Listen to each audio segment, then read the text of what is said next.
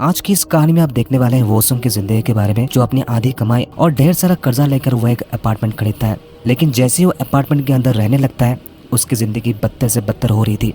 क्या सब कुछ होता है वोसम की जिंदगी में, किस तरह के अलग अलग प्रॉब्लम्स को फेस करता है, सब कुछ जानने वाले हैं आज की इस कहानी में। और इसी के साथ मैं बताना चाहता हूँ कि ये वीडियो थोड़ी सी लंबी हो सकती है, और इसीलिए मैं सभी से रिक्वेस्ट करूंगा कि आप 2x स्पीड में भी इस वीडियो को देख सकते हैं, क्योंकि आप सभी का टाइम से ज्यादा कुछ भी इंपॉर्टेंट नहीं है। इसी के साथ इस वीडियो को लाइक और चैनल को सब्सक्राइब करते हुए चलिए बढ़ते हैं आज की इस वीडियो की तरफ।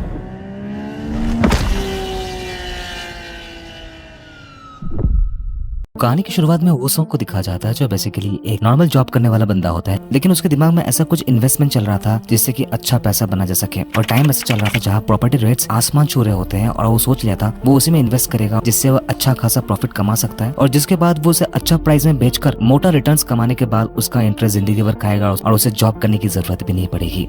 जिसके बाद लूसोंग बिल्कुल यही करता है। दौड़ते हुए वो एक प्रॉपर्टी डीलर के पास पहुंचाता है और वो एक अपार्टमेंट खरीद देता है, जो कि हर घंटे के अंदर कीमतें बढ़ रही होती है, और वो 1.1 बिलियन वॉन से अपार्टमेंट खरीद लेता है। अब जब घर मिल चुका होता है तो छोकरी भी मिल चुकी होती है, लेकिन वोसोंग ने कभी ये पता करने की कोशिश नहीं की जो इस अपार्टमेंट को उसने खरीदा है सब कुछ वहाँ पे सही है कि नहीं, या फिर किसी से पूछ ले, या फिर इसका रिव्यूज क्या है, कुछ नहीं देखता है। वो बस अपने औकात से बाहर वो कर्जा लेकर अपार्टमेंट खरीद लेता है, जिसके लिए उसे अपने सैलरी से ज्यादा उसे किस्तें भरने होंगे, और ये चलता रहेगा जब तक कीमतें बढ़ती नहीं है, क्योंकि जब तक कीमतें नहीं बढ़ेगी तो उसे बेच नहीं पाएगा और उसे कोई रिटर्न्स नहीं मिलेगा।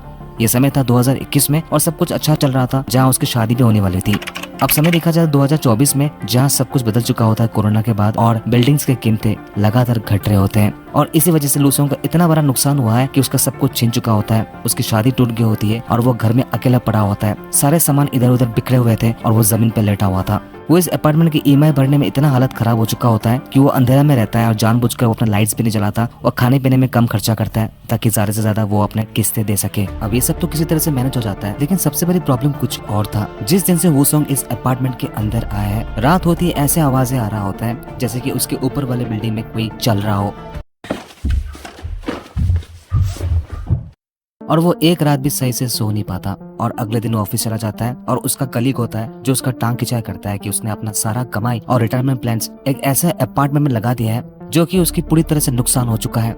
इससे अच्छा पैसा वो क्रिप्टो में लगा था, तो अब तक उसे 700% तक रिटर्न मिल चुके होते हैं। अब ये सब वोसोंग देखकर काफी डिप्रेस हो जाता है, लेकिन क्या ही कर सकता है, क्योंकि उसने बिना जाने इतनी बड़ी गलती कर दी। जहाँ उसका जिगरी दोस्त कहता है कि उसने मना किया था इस तरह के डिसीजन जल्दबाजी में नहीं लेने के लिए, लेकिन इसके बाद भी वो नहीं सुना। वो लेट नाइट तक छुपा हुआ रहता है जब तक सारे एम्प्लॉइज ऑफिस से नहीं निकल जाते हैं। जब सभी निकल जाते हैं तो वो कुछ अपना सामान होता है, जिसके चार्जर, लाइट और फैन, जो कि ऑफिस के बिजली से वो चार्ज करता है। इसके बाद छुपते हुए ऑफिस के कैंटीन में जाकर कुछ खाना वगैरह चुरा लेता है, और इसी तरह से वोसोंग की जिंदगी कट रही। जैसे वोसोंग ऑफिस से वापस आता है, अपने अपार्टमेंट के दरवाजे के सामने देखता है बहुत सारे नोट्स चिपके होते हैं, और उसमें लिखा होता है कि किसी के बच्चे हैं जो कि 8th और 7th स्टैंडर्ड में है, और उनके फाइनल एग्जाम्स हैं, और उसके अपार्टमेंट से आवाज आने की वजह से वो ठीक से पढ़ नहीं पाते हैं। ये आवाज जल्द से जल्द बंद हो जाए। अब वोसोंग समझ नहीं पाता है कि कोई ऐसा क्यों लिखेगा, जिसे वो इग्नोर करने के बाद वो घर के अंदर चला जाता है और कपड़े बदल रहा होता है, जिसके बाद फिर से आवाज शुरू हो जाता है। वो मेंटेनेंस वाले को कॉल करके पूछता है कि उसके ऊपर वाले अपार्टमेंट वाले फिर से आवाज शुरू कर दिया है। वो मेंटेनेंस वाले बता रहा होता है कि वो कई बार बता चुके हैं, लेकिन उनका कहना है कि आवाज उनके अपार्टमेंट से नहीं आ रहा है। जिसके बाद वोसोंग मेंटेनेंस टीम से कहता है चेक करने के लिए, फिर वो सोने की तैयारी करता है। जैसे कुछ ही घंटे वो सोता है, फिर से आवाज आने लगता है और वो जग जाता है। तभी वोसोंग को ऐसा लगता है कि उसके घर के दरवाजे के सामने कोई है जो कि कुछ चिपका रहा होता है। अपने घर के सिक्योरिटी के इंटरकॉम के फ्रंट कैमरे से देखता है कि वहाँ पे एक औरत थी, और वो यही औरत थी जो उसके दरवाजे के सामने नोट्स चिपका रही थी। देखने में काफी अजीब लग रहा होता है, और वो जोर से दरवाजा खोलता है और वो औरत नीचे गिर जाती है। वो उसे सॉरी भी कहता है, लेकिन जैसे ही वोसोंग देखता है कि उसके दरवाजे के सामने ढेर सारे नोट्स लगे हुए हैं, वोसोंग को गुस्सा आ जाता है, और वो औरत से कहता है कि यह क्या मजाक चल रहा है। जिसके जवाब में वो औरत कहती है कि उसके बच्चे 7th और 8th स्टैंडर्ड में हैं, और उनके फाइनल ईयर के एग्जाम्स आ चुके हैं, लेकिन ठीक से पढ़ नहीं पाते हैं क्योंकि उसके अपार्टमेंट से आवाज आ रहे हैं। वोसोंग उस औरत को समझाने की कोशिश करता है कि ये आवाज उसके कमरे से नहीं आ रहा है, बल्कि वो खुद इससे परेशान हो चुका है और कई बार कंप्लेन भी कर चुका है। लेकिन वो औरत ये मानने के लिए तैयार ही नहीं था। वो हर बार यही बता रहा होता है कि ये आवाज उसी के अपार्टमेंट से आ रहा है। ये सब सुनने के बाद वोसोंग समझ आता है कि वो इस औरत को बिल्कुल समझा नहीं पाएगा, और वो अपने घर के अंदर जा रहा होता है और दरवाजा बंद कर रहा होता है। जैसे ही बंद करने लगता है, वो औरत दरवाजा पकड़ लेता है और कहता है कि उसे पता है कि आवाज उसी के कमरे से आ रहा है, वो इस आवाज को बंद कर दे, नहीं तो उसके पति उसका बुरा हाल करेगा। अब ये सब सुनने के बाद वोसोंग डर जाता है, और इसके बाद वो औरत चली जाती है। वोसोंग बिल्कुल समझ नहीं पा रहा होता है कि जो काम वो नहीं कर रहा है तो फिर उसे क्यों धमकाया जा रहा है। वोसोंग आज डिसाइड कर लेता है कि वो ऊपर के अपार्टमेंट में जाएगा और ये आवाज आखिर में कौन कर रहा है इसके बारे में पता करके रखेगा। जिसके बाद वो उसके ऊपर वाले अपार्टमेंट में पहुंच जाता है जहाँ से एक आदमी निकल के आता है जो कि अपने आप को जिन्हो कहता है और उससे वोसोंग डायरेक्टली पूछ लेता है कि वो आवाज क्यों कर रहा है और ये कम करने के लिए। अब जुनो का जवाब बिल्कुल धमकाने वाला होता है और कहता है कि उसके पास सबूत क्या है और इसके लिए उसे कंप्लेन करना चाहिए इस पूरे बिल्डिंग के मालकिन से जिसका नाम है इन्हो, जो कि सबसे ऊपर पेंट हाउस में रहती है। वोसोंग ये समझ आता है कि इस आदमी से बहस करने से कोई फायदा नहीं है, अगर वो उसे फोड़ दिया तो वो कुछ भी नहीं कर पाएगा। जिसके बाद वो माफी मांगने के बाद वो सीधा पेंट हाउस में पहुंच जाता है और जैसे ही वो कॉलिंग में दबाता है इस बिल्डिंग की मालकिन और सेक्रेटरी युनहुआ उसे बुला लेती है क्योंकि उसे पता चला मेंटेनेंस टीम से वो कई बार कंप्लेन कर रहा होता है आवाज की वजह से। जिसके बाद यूनो वोसोंग को अपने घर बुलाती है जहाँ वोसोंग अपना सारा प्रॉब्लम खुल के बताता है, जिसकी जहाँ में यूनो ये कहती है कि ये आवाज किसी कमरे से नहीं बल्कि बिल्डिंग के अंदर से है। ये कंस्ट्रक्शन प्रॉब्लम है जो कि वो जल्द सॉल्व करा देगी और इसके लिए उसे 2 महीने का वक्त चाहिए। लेकिन वोसोंग जैसे कहने वाला होता है कि उसके पास 2 महीने नहीं है क्योंकि एक औरत उसे परेशान कर रही है क्योंकि ये आवाज वो कर रहा है। तभी यूनो वोसोंग की तरफ कुछ पैसे ऑफर करती है और कहती है 2 महीने का वक्त देने के लिए, इसके बाद वो सब कुछ ठीक कर देगी। अब पैसे देखने के बाद वोसोंग भूल जाता है कि वो किस प्रॉब्लम्स के लिए यहाँ पे आया था और वो कहता है कि वो कोऑपरेट करेगा। जिसके बाद उस पैसे से बहुत सारा खाना वगैरह खरीदता है और फिर वो अपने अपार्टमेंट में चला जाता है।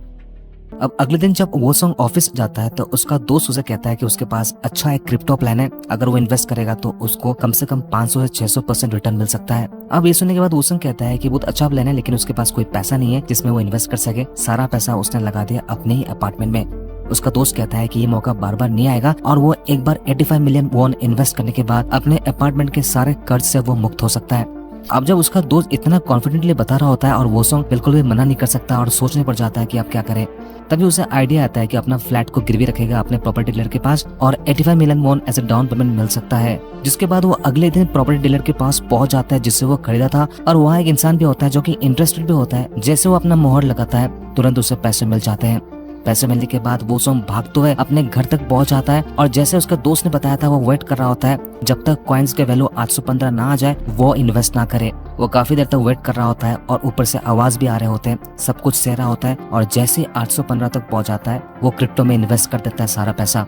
जिसके बाद उसका दोस्त कहता है कि अब उसे बस 6 दिन वेट करना है, 6 दिन के बाद उसके प्रॉफिट 800 मिलियन पार हो जाएगा और वो कर्ज से पूरी तरह से मुक्त हो सकता है।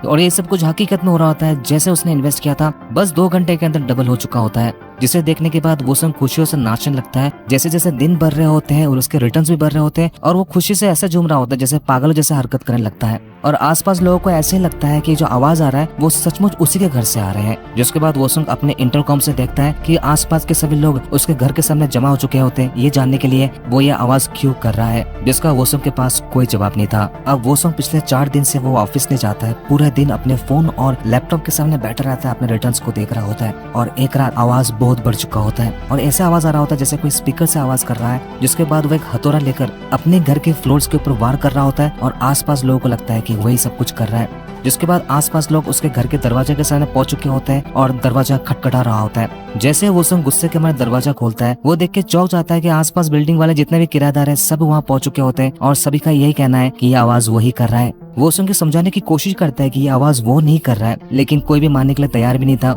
ये सब देखते हुए यूनहो पहुंच जाती है जो कि इस पूरे बिल्डिंग की मालकिन होती है और कहती है कि ये आवाज उसकी तरफ से नहीं है बल्कि बिल्डिंग की तरफ से, लेकिन लोग मानने के लिए तैयार ही नहीं थे।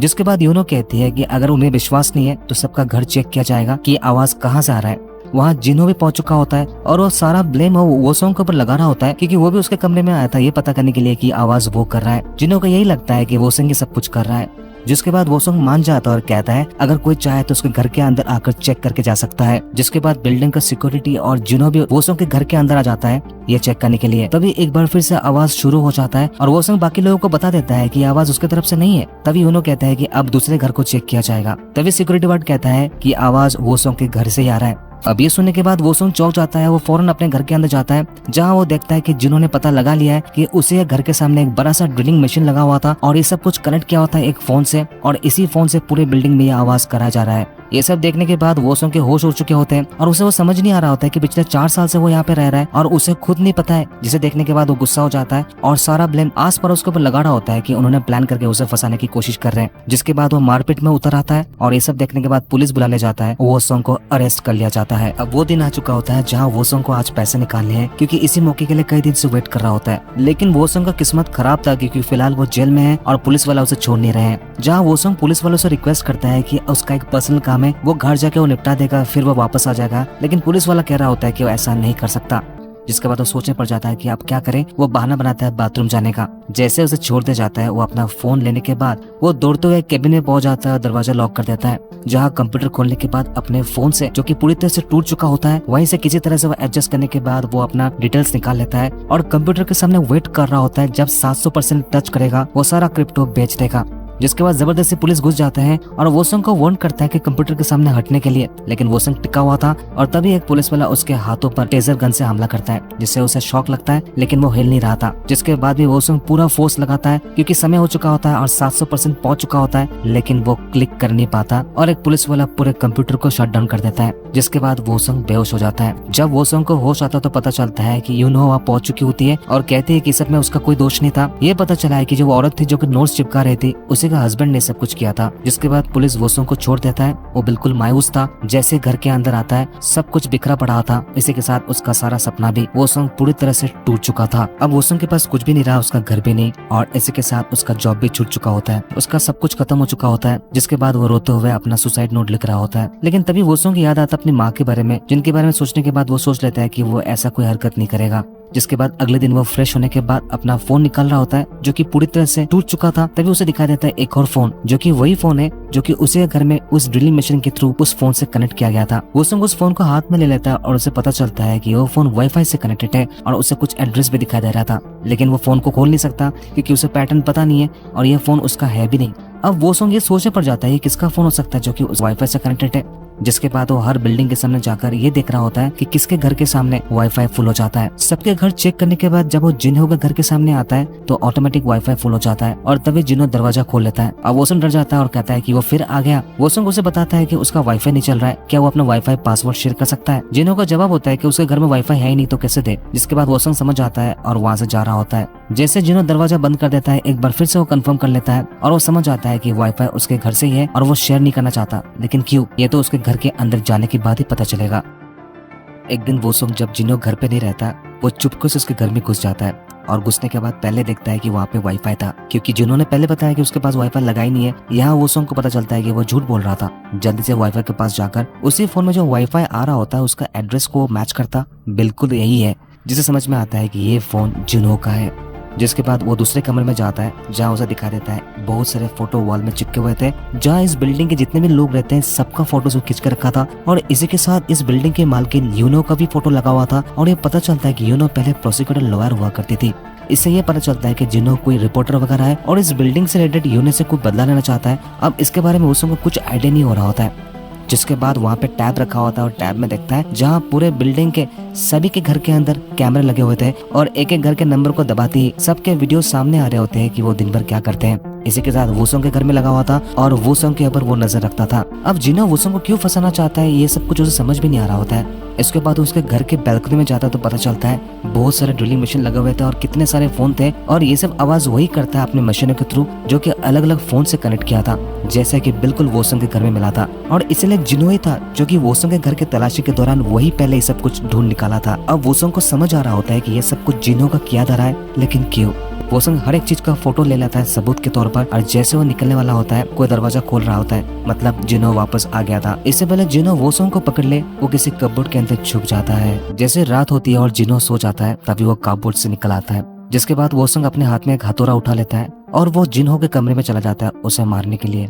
लेकिन जैसे उसे मारने जाता है कॉलिंग बेल बज जाता है। इससे पहले जिन्हो उसे देख ले वोसंग उसके बेड के नीचे छुप जाता है। तभी वोसंग को दिखा देता है कि वो औरत उसके घर में आ चुका होता है जो उसके अपार्टमेंट के दरवाजे के सामने नोट्स चिपका रहा था। ये औरत जुनू के इशारे पे काम कर रहा होता है और यहाँ पे औरत जिन्हो से कह रहा है कि अब वो इस तरह का कोई काम नहीं करने वाला। जिन्हो इस औरत से कहता है कुछ और दिन करने के लिए क्योंकि वोसंग पूरी तरह से फंस चुका है और इसके लिए बहुत सारे पैसे भी ऑफर करता है। लेकिन वो औरत पैसा नहीं लेती, उसके बेडरूम में जाकर बहुत सारे ऐसे कैसेट्स थे जो वो लेकर फोड़ देती है, जिससे काफी गुस्सा जाता है और उस औरत को हथौड़ा से पीट कर मार डालता है। ये सब कुछ वोसंग देख रहा होता है और तभी एक कॉल आता है और जिन्हो वहाँ से निकल जाता है। वोसंग को समझ आ जाता है कि यही मौका है यहाँ से निकलने के लिए क्योंकि जिन्हो काफी खतरनाक इंसान है।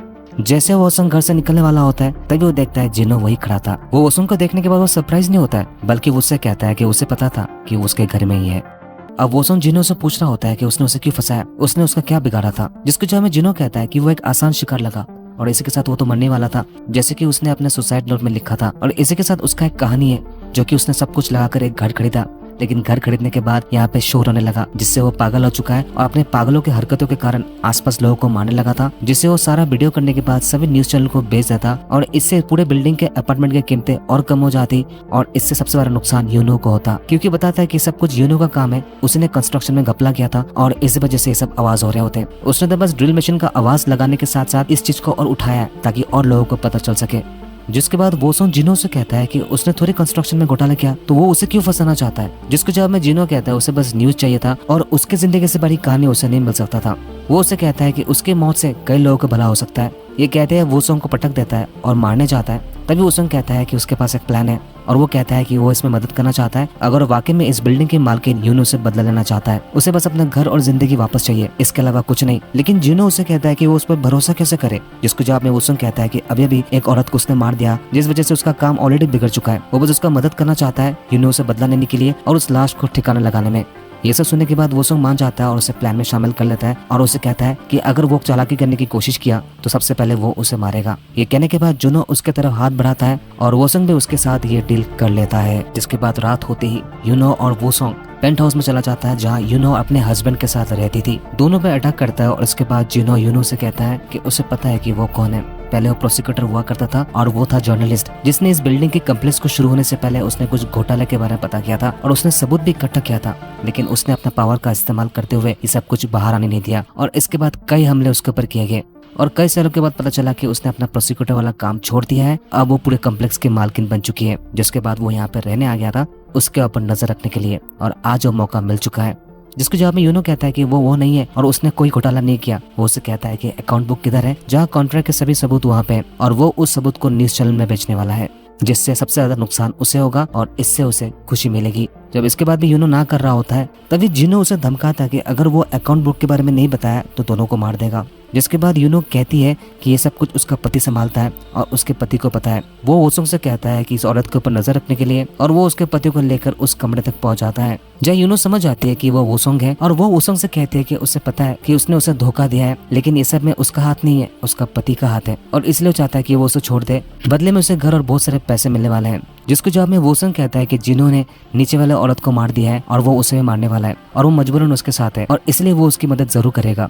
जैसे ही वोसोंग यूनो की हाथ खोल रहा होता है, तभी यूनो कहती है कि उसके ऑफिस में एक बंदूक है, वो चाहे तो उसका इस्तेमाल कर सकता है जिनो को मारने के लिए। तभी जिनो वहाँ पहुंच रहा होता है और कहता है कि सब क्या मजाक है, उस कमरे के अंदर कोई भी अकाउंट बुक नहीं है। जिसके बाद वो यूनो को भी लेके जाता है और फिर दोनों पति पत्नी से कहता है कि वो अकाउंट बुक किधर है। दोनों ये बता रहे होते हैं, उन्हें नहीं मालूम। तभी वोसोंग यूनो के ऑफिस में जाकर वो बंदूक ले लेता है और मौका देकर जैसे ही वो जिनो को मारने वाला होता है, जिनो को समझ आ जाता है कि वोसोंग उसे मारने वाला है। जिसके बाद वो उसके ऊपर झपट पड़ता है और उसे मारने लगता है, लेकिन इसके बाद यूनो पीछे जाता है और कहता है उसे छोड़ देने के लिए, और इसके बाद वो बंदूक चलाता है, जो बेसिकली उसके अंदर कोई गोली नहीं थी बल्कि गैस था। जिसके बाद जिनो बेहोश हो रहा होता है और वो आगे भाग रहा होता है। जिसके बाद यूनो अपने पति से कहता है कि उसका खेल खत्म करने के लिए और उसका पति जिनो को मारने के लिए दूसरे कमरे में पहुंच जाता है। जिसके बाद वोसोंग इस गैस से अपने आप को बचाने के लिए अपना नाक को ढक लेता है, लेकिन जैसे ही वोसोंग दूसरे कमरे में जाता है तो देखता है जिनो की हालत खराब है, क्योंकि यूने का पति ने उसे मारकर वो खुद मर चुका है। वोसोंग के पास ये मौका था जिनो को मारने के लिए, और इससे पहले वो मारता, जिन्हें वही मारा जाता है। तभी पीछे से यूनो आकर एक हॉकी स्टिक से वोसोंग के सर में मारता है, जिससे वोसोंग बेहोश हो जाता है। जिसके बाद यूनो वोसोंग के ऊपर कई बार हॉकी स्टिक से वार करने लगती है, जिससे वोसोंग पूरी तरह से घायल हो चुका होता है। जिसके बाद यूनो वोसोंग को कहती है कि तुम 2 करोड़ के लोग यहाँ फ्लैट खरीद के आ जाते हो और पूरे सोसाइटी में गंद फैला देते हो।